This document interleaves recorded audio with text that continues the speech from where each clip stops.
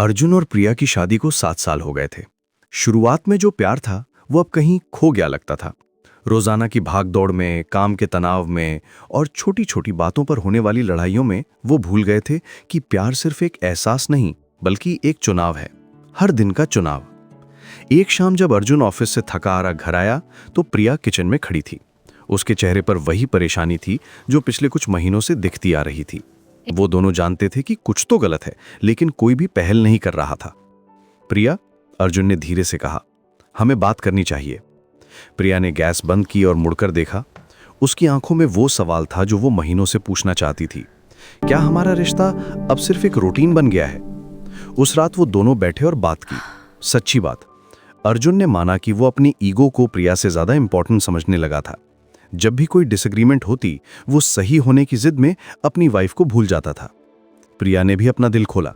उसने बताया कि वो अपनी एक्सपेक्टेशंस को क्लियरली एक्सप्रेस नहीं कर पाती थी। डर था कि कहीं अर्जुन को लगे कि वो डिमांडिंग है। लेकिन इस चुप्पी में उनके बीच की दूरी बढ़ती जा रही थी। हमें समझना होगा, अर्जुन ने कहा, कि हम दो अलग इंडिविजुअल्स नहीं हैं, हम एक टीम है और टीम में हर मेंबर की जरूरतें इंपॉर्टेंट होती हैं। अगले दिन से उन्होंने कॉन्शियसली कोशिश शुरू की।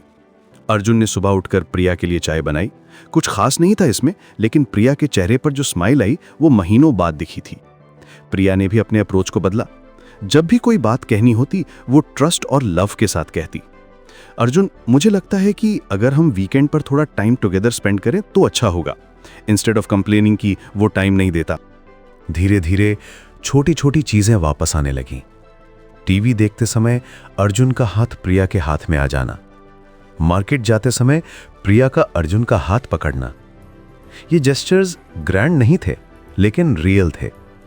एक दिन जब प्रिया ऑफिस से परेशान होकर आई तो अर्जुन ने पूछा, क्या हुआ? और सच में सुना। सिर्फ सॉल्यूशन देने की कोशिश नहीं की, बल्कि समझने की कोशिश की कि प्रिया क्या फील कर रही है। तुम जानते हो, प्रिया ने कहा, मुझे लगता था कि लव में बड़े बड़े रोमांटिक जेस्चर्स होने चाहिए, लेकिन अब समझ आया कि सच्चा प्यार तो इन छोटी छोटी बातों में है।